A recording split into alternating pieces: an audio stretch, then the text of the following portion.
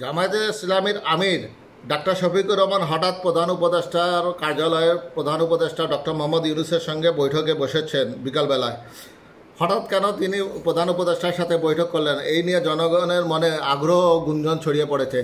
ধারণা করা হচ্ছে আগামীকালকে এটিএম আজহারুল ইসলামের যে মামলার শুনানি রয়েছে সে ব্যাপারে হয়তোবা তারা কোনো ধরনের আলাপ করতে পারেন, যেটা কিনা আদালতের বিষয়, কিন্তু প্রকাশ্যে কেউ কথা বলতে পারছেন না। হয়তোবা প্রধান উপদেষ্টার সঙ্গে এই বিষয়ে আলোচনা করতে পারেন, সেটা একমাত্র তাদের দুজনই জানেন, বা পার্টির জামাত ইসলামীর পার্টি এবং প্রধান উপদেষ্টা কার্যালয়ে বিস্তারিত বলতে পারবেন।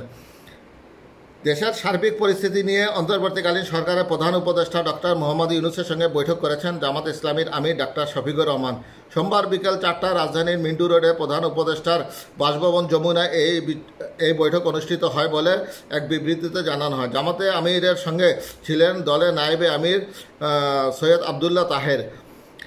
এর পরপরই জামাতে ইসলামীর প্রধান উপদেষ্টার সামনে যে কর্মসূচি দিয়েছিলেন সেই কর্মসূচিটি তারা প্রত্যাহার করে, অর্থাৎ তাদের আমির প্রধান উপদেষ্টার সঙ্গে বৈঠকের পর তারা সন্তোষজনক নিউজ পেয়েছেন, যার পরিপ্রেক্ষিতে তারা এই কর্মসূচি প্রত্যাহার করেছেন। আগামীকাল প্রধান উপদেষ্টার কার্যালয়ের সামনে গণ অবস্থান কর্মসূচি আপাতত স্থগিত করেছে জামাত ইসলামী।